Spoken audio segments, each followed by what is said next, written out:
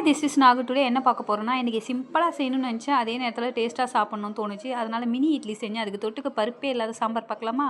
First ஒரு குக்கரை வச்சுட்டு 2 கிளாஸ் தண்ணி, பெருங்காயத்தூள், அதுக்கப்புறம் மஞ்சள் தூள், அதில் வந்து பார்த்திங்கன்னா 2 பெரிய வெங்காயம் சேர்த்துக்கிறேன், ஒரு குட்டி குட்டியாக 4 தக்காளி சேர்த்துக்கிறேன், 3 பச்சை மிளகாய் சேர்த்துக்கிறேன், அதுக்கப்புறம் 1 ஸ்பூன் அளவுக்கு சாம்பார் பொடி சேர்த்துக்கிறேன்.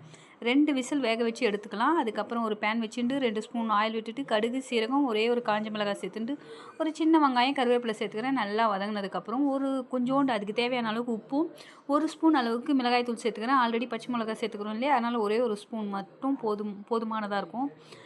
கடைஞ்சி வச்சுக்கிற வெங்காயம் தக்காளி எடுத்து இது கூட மிக்ஸ் பண்ணிவிட்டு ஒரு 2 கொதி கொதிச்சதுக்கப்புறம் ஆல்ரெடி கடலை மாவு வந்து ஒரே ஒரு 1/2 ஸ்பூன் விட்டு கரைச்சி எடுத்து வச்சுருக்கேன். அது இது கூட மிக்ஸ் பண்ணிக்கலாம். இதை வேணும்னா நீங்கள் ஸ்கிப் பண்ணிடலாம். பட் திக்னஸாக வரும், டேஸ்ட்டாகவும் இருக்கும். ஸோ அதுக்காக தான் இதை மிக்ஸ் பண்ணேன்.